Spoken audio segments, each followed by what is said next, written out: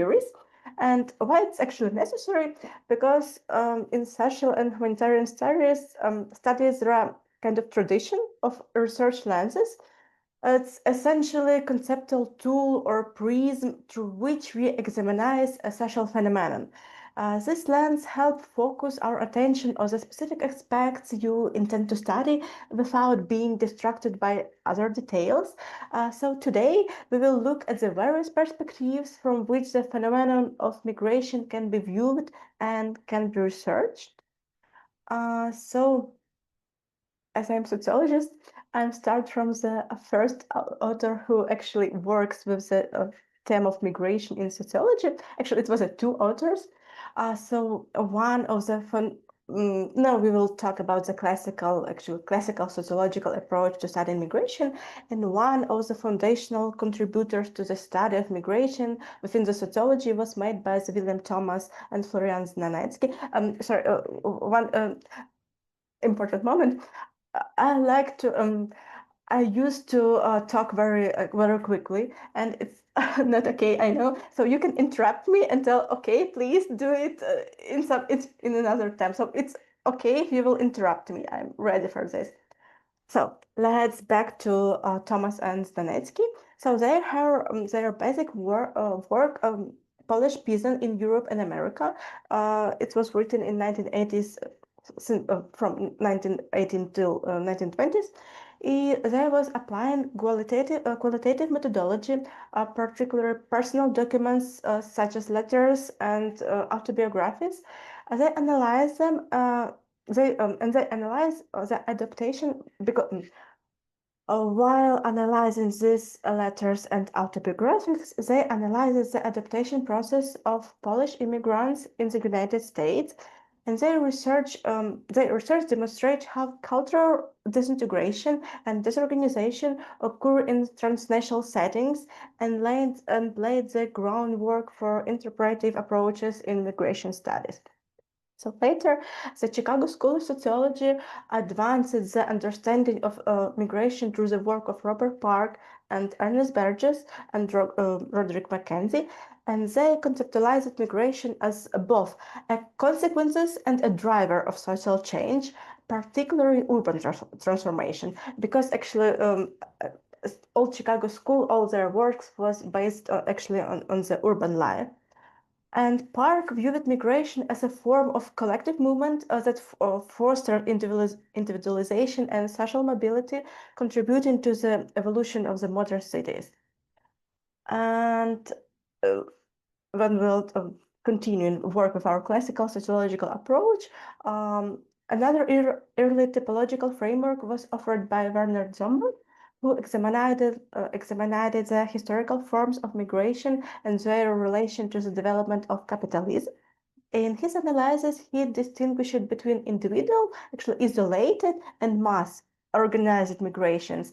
And he was emphasizing how migration patterns influenced the emergence of capitalism spirit and economic structures in the host societies. Actually, after all the branches, I want to emphasize on the kind of work what you can read if you're interested in this theme.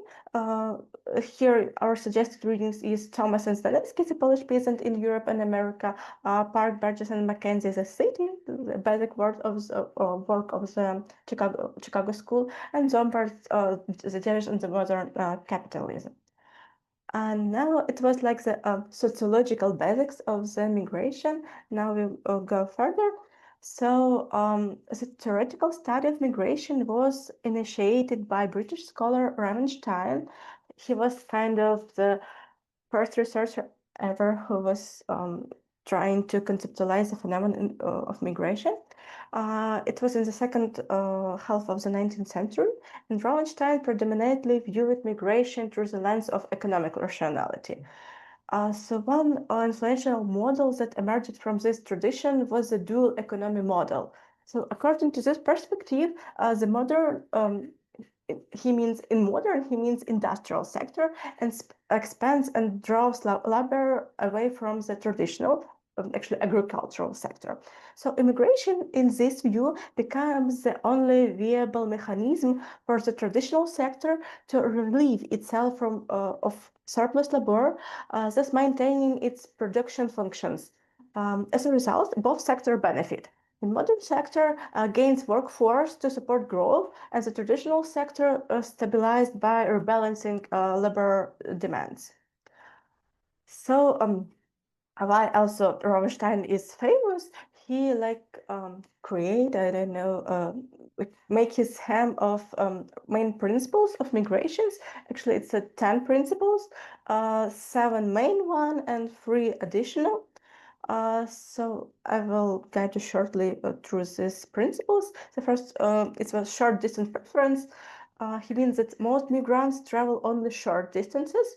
Urban destination. Migrant streams are directed toward large commercial centers. Countercurrents. Every migration flow is matched by counterflow, flow similarity. Both flows tend to exhibit similar demographic and behavioral traits. Long distance major hubs. Long distance migrations typically lead to major trade centers. And rural versus urban mobility. Rural inhabitants are more prone to migrate than urban dwellers. Gender distance, men migrate longer distances, women tend to move locally. It was like main principles, additional for its young adult migration. The majority of migrants are aged from 20 to 34, reflecting peak mobility years. Economic motivation. People migrate primarily for economic reasons, such as employment or income. And the last one, urban housing gap and segregation. Large cities struggle to accommodate rising numbers of immigrants, leading to the formation of ethnic enclaves and ghettos. As you understand, it was kind of a really basic conception. It's kind of very old, but now if we try to use this principle of evidence-based everything, yes. So I have a list of articles which actually um, when we'll check into these articles, we see that these principles remain quite relevant today. So those temptations, what was fixed by Rosenstein a couple of many years ago, they are relevant, quite relevant now. So, and here you have a list of proofs here. Let's move further. So, neoclassical theory of migration, it was very popular up until 1960s and 1970s. It was the dominant framework in this field of migration study. And according to this theory, migration is understood as a result of the uneven geographical distribution of labor and capital. And employees still tend to move from countries or regions with labor supplies and low salaries to those with labor shortages and higher salaries. And migration here is viewed as an individual, spontaneous, and voluntarily act driven by rational decision making. The individual compares their current situation with the anticipated benefits of migration, and the decision to migrate is made after weighing all relevant costs and advantages. So key authors in the neoclassical theory are Hicks, Lewis, and Todaro. If we talking about their text, it's Immigration, Unemployment, and Development, a two-sector analysis by Harris and Todaro, Economic Development with Unlimited Supplies of Labor by Lewis and Hector, The Fear of Wage by Hicks. And another theory, it's a human capital theory of migration. In this perspective, the individuals is seen as a product of accumulated investments, including education, skills, knowledges, competences, and health.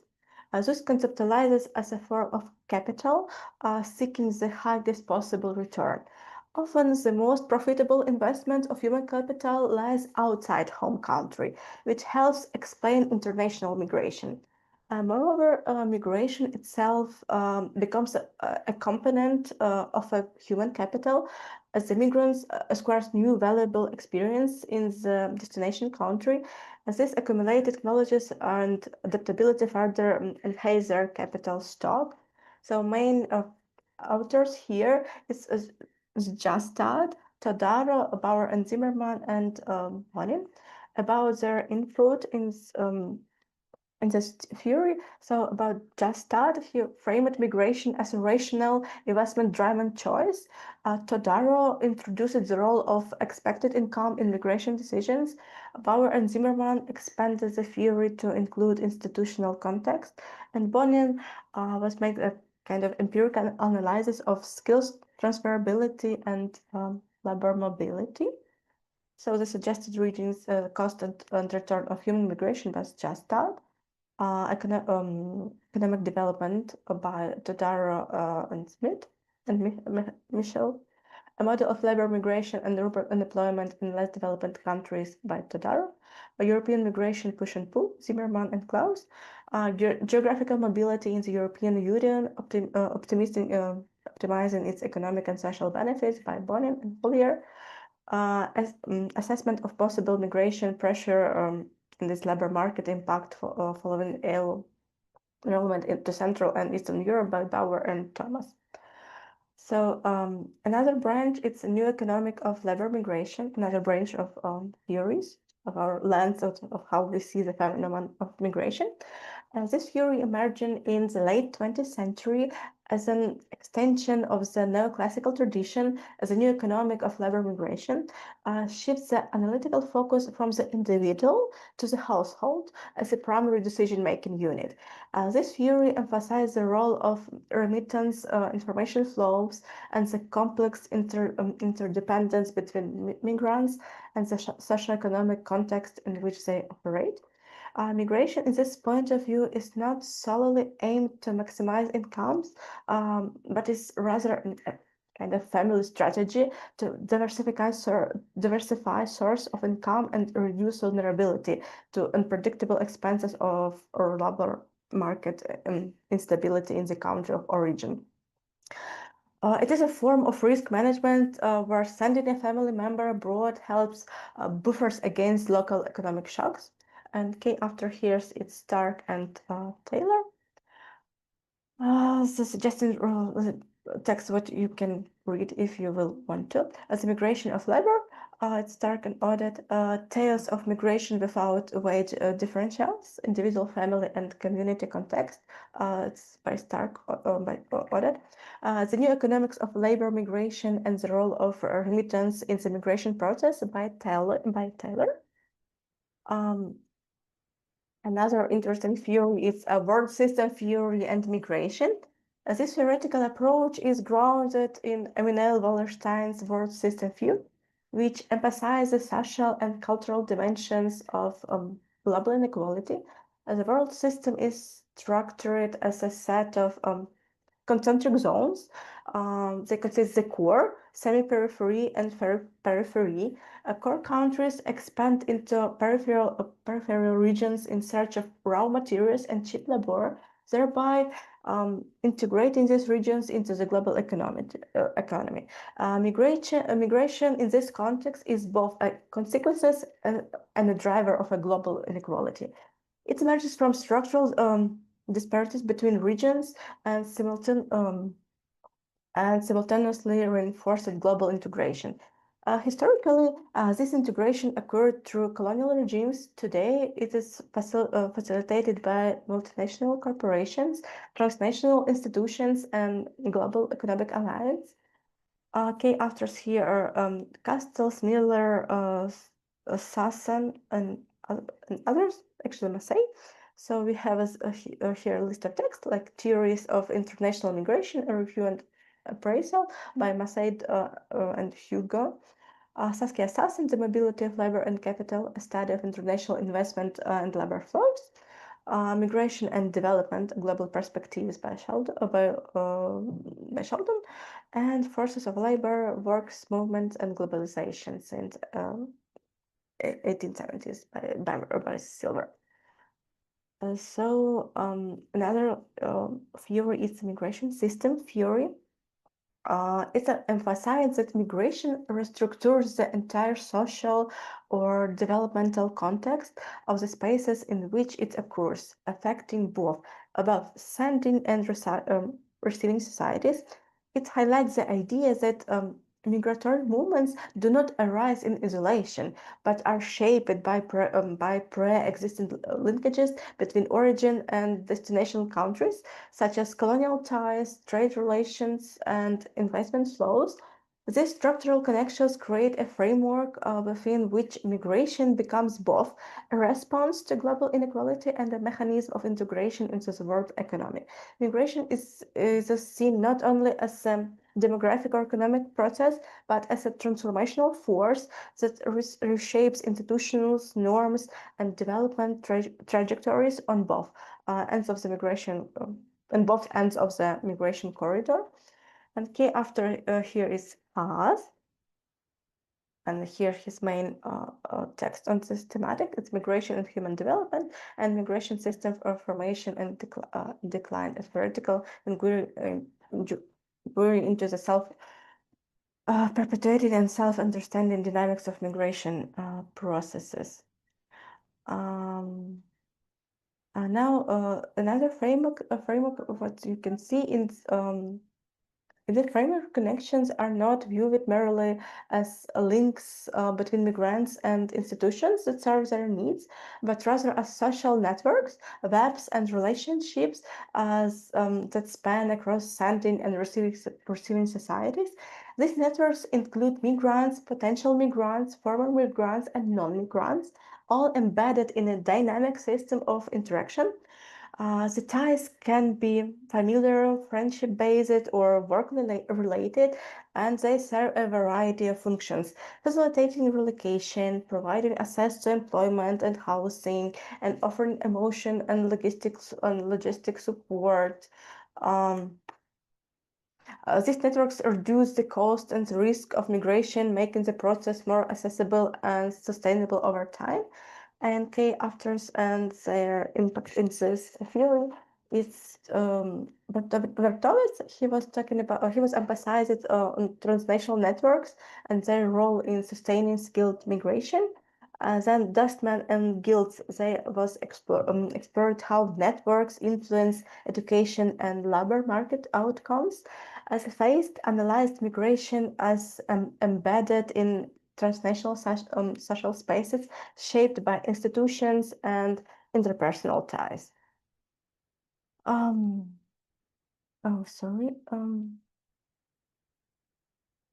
The next theory was like well, classical theories of the late 19th century and the early 20th centuries emphasize the power of the national state to manage ethnic diversity through border control and cultural homogenizations, transnational migrations, transnational migration theory emerging in the second half of the 20th century argues that this capacity has been significantly weakened by mass migration and the rise of the multicultural societies.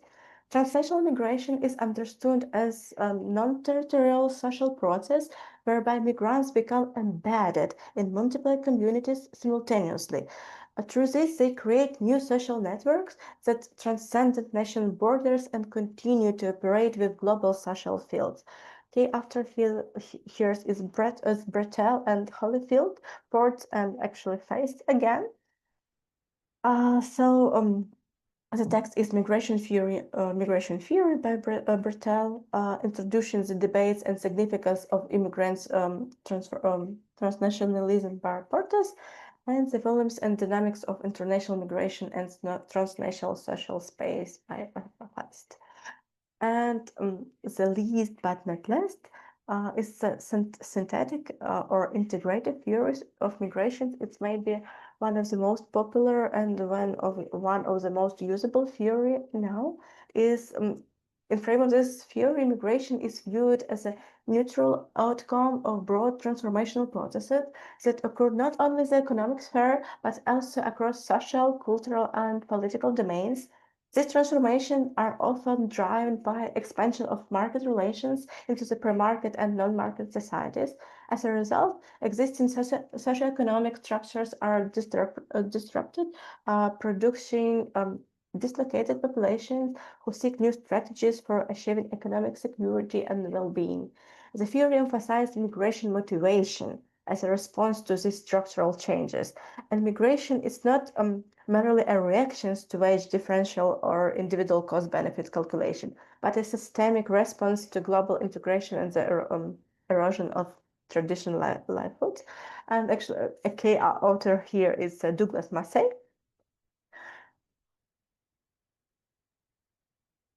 And here's his texts: Theories of International Migration, a Review, and Appraisal.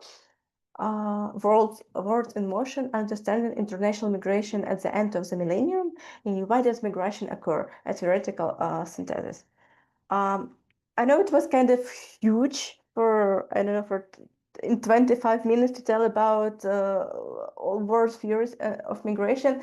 And the point is, every one of the some of them are kind of similar, some of them are very different, and I will try to show you a table which can help us to put all this information in some boxes in our head. So let's try to look on these theories in another point of view. About what was the level of analysis, in which level of analysis works this theory, and who is the decision maker in this theory, and what is the logic of this theory. So when we're talking about the neoclassical theory, level of analysis is micro or macro. A decision maker here is actually individual, the person, and the logic is wage differentials, income and income maximization. Human capital theory works in micro level, and the decision maker here is individual. The logic is maximizing the return on education, skills, and experiences. The new economic of labor migration works on the meso level, on the level of the household, or so the decision maker is household or the family, not just individual but whole family. And about the logic, the risk diversification, income stability, importance of remittances. Another theory is world system theory. It's well known because of Wallerstein. It works on the macro level, and decision maker. It's a kind of structural global system. Are decision makers here, and the main idea is that the global is global inequality, labor and resource extraction by core countries. Migration system theory works on micro and macro level. The decision maker here is interstate or relational networks. The idea is long-term ties and feedback loops shaping migration systems. Network theory works in micro and social in micro level, like in social relations, and decision makers here are families, friends, ethnic communities. The idea is cumulative causation, reduced migration costs and risk through social ties. Dual labor market theory works on macro, actual institution level. The agent here is labor market structure, and the main logic is demand to the secondary labor market for flexible, low-wage migrant labor. Transnational theory is multi-level from micro to macro. It can work on all three levels. The agent here is transmigrant across national borders, and the logic is simultaneous embeddedness in home and host societies, multidirectional flows.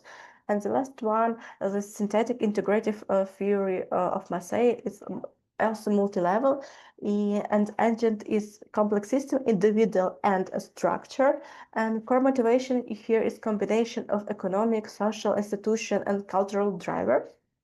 So I think with this table, it will be more, all those theories will be more alive and more usable. Sorry, I was talking at the beginning that it can be kind of boring maybe when we're talking about just theories. So let's talk. this was all about feelings, except if you have a question. But now I want to tell about kind of myths about immigration and about the facts to debunk that myths. I think we have a thousand of these myths, but I want to talk about maybe main 10, if we can talk about the main myths. The first one, migrants take jobs from locals. It's a very popular, like aggressive myth. The fact is, migrants offer field labor shortages and complement local workers. So, and here in this table, you can see like a proof. Yes, you have the authors who was talking about those things. Actually, who was writing to debunk this myth. The second myth, immigrants increase crime rates. Immigrants are statistically less likely to commit crimes than native-born citizens. And actually, here we have a text which debunks myth. Third myth is refugees receive extensive government benefits. Most receive minimal, but the fact is most receive minimal temporary aid and contribute economical over time. And here you have the link to prove it, to prove the fact. This for immigrants don't want to learn the local languages. The fact is, the most are eager to learn, but face barriers like access of language courses, actually for free language courses. Another sixth myth: everyone who wanted to migrate has already left. The fact is, migration intentions remain high, especially among young. The second myth, migration is always permanent. Many migrants return home or maintain strong transitional ties. It's a fact. Eighth myth, only the poor migrate. The fact is, migrants often come from middle-income backgrounds with resources to move. And actually, we could really see it in the case of Ukraine, in the case of war, when a number of families come back to the occupied territories or territories very close to the front line because they have no possibility to actually to afford housing in the more safest territories, but those who can afford, they staying. The nine with migration treats national identity. The fact is, migration enriches societies through cultural exchange and innovation. And 10 myth migration equals house and crisis. It's migration, but fact is, migration is manageable process. When we was talking about the researchers of the Chicago school, yes, for them, migration it was kind of catastrophic, yes, but even they in 1920s understand that it's manageable. You just need to have a strategies and you need to have a policies. So now I think it's all these terms, but I okay, I will guide you to the terms too. It's like main things, main terms, what we use when we work with the phenomenon of migration. Actually, the migration, it's a movement of people across borders or territories, temporarily or permanently. Immigration, it's entry of people into a country of residence. Immigration, it's exit of people from their country of origin. Refugee, a person fleeing persecution, war, or violence across borders. Asylum seeker, a person applying for international protection but not yet legally recognized. Internally displaced person, EDP, it's very popular terms now in Ukraine.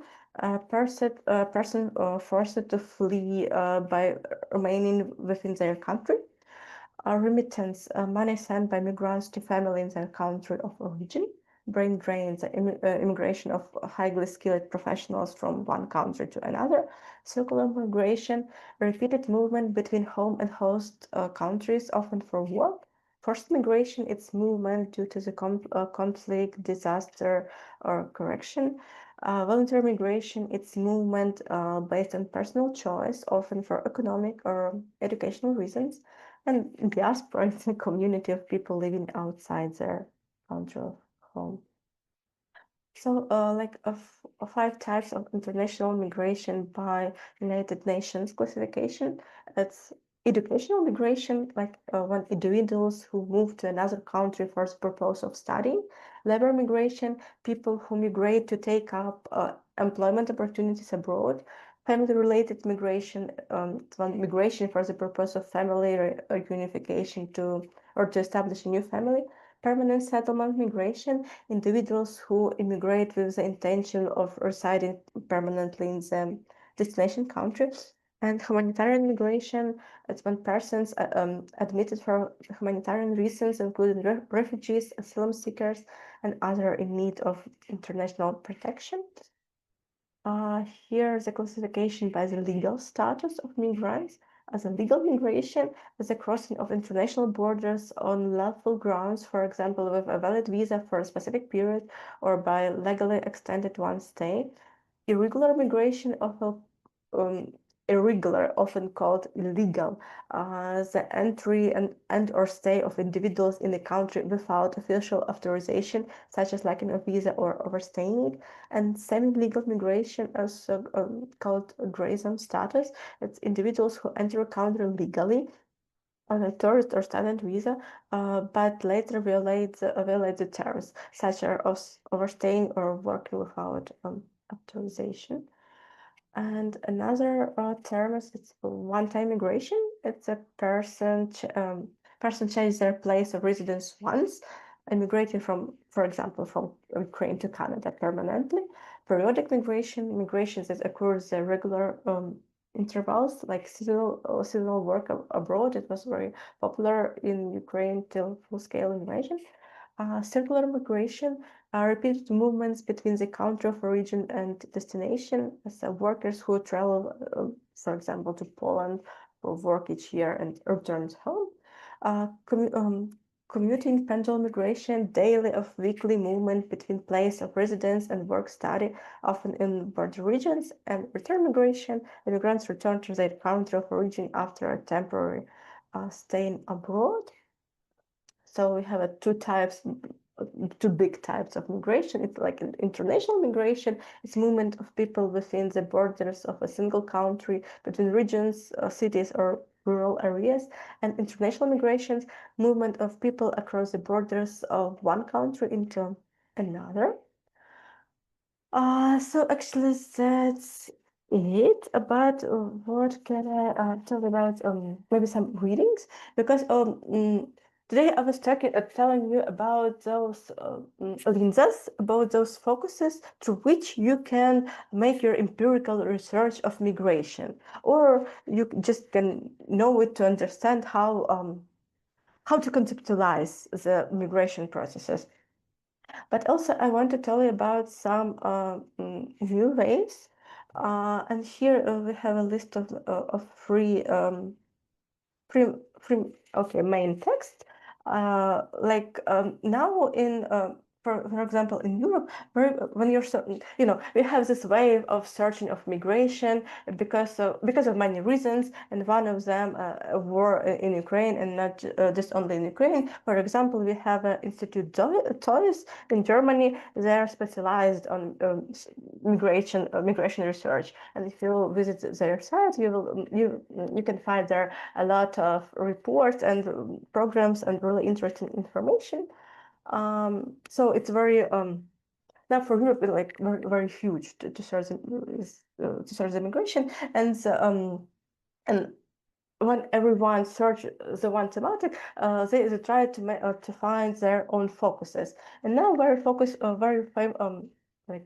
popular focus on home seeking or home building. Actually, how immigrants how they are building of this feeling of home in the other country.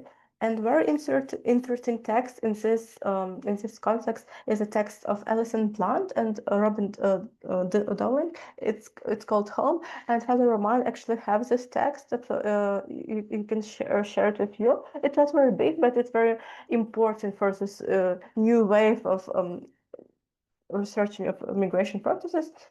And so we have an interesting text of Paolo Boccaccini, it's migration and the search of home, mapping domestic space in migrants' everyday lives.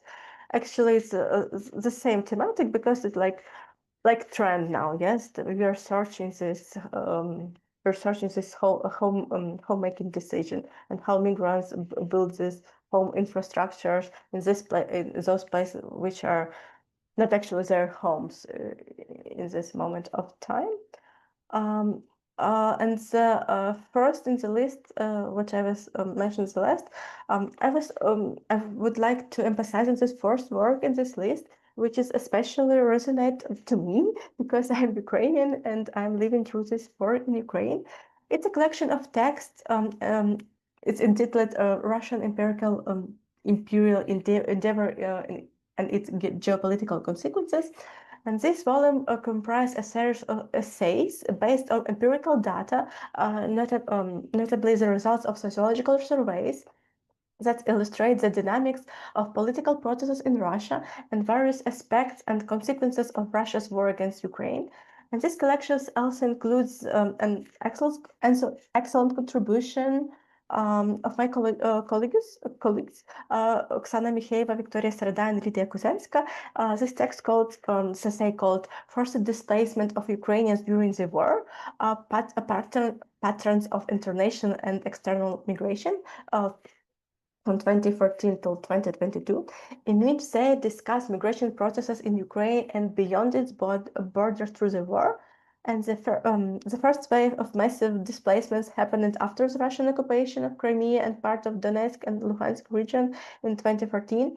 And this wave was mostly contained within the country, and therefore the people affected can be considered as internally displaced peoples, EDPs.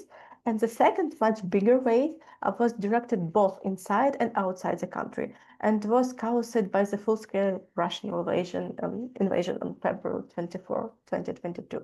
And this actually, why this chapter is very, I think, important to understanding the situation, because it offers an overview and analysis of the factors, figures, and types of migration with respect to Ukrainian forced to flee due to the war and the circumstances it has created in addition to the active kidnapping carried out by Russian authorities. In the first section, the authors discuss the peculiarities of internal displacement in Ukraine. And in the second section, they describe cross-border flow since 2014 and compare the government's response patterns to migration in neighboring countries. And the final part is very I think it was very difficult to collect data to write this final part, because the final part discusses the situation of the war displaced Ukrainian citizens in Russia as a separate case requiring special attention. So, if you're interested to read something on migration thematic or something, you can read all those things. They're available online and yeah. And actually it was kind of theoretical and empirical things, but I'm like a sociologist, I'm used to work with data. So here you have a list of resources where you actually find the data with which you can work to kind of prove your theories. And thank you so much for your attention and your time. And I'm open for your question, and I really hope it wasn't so boring because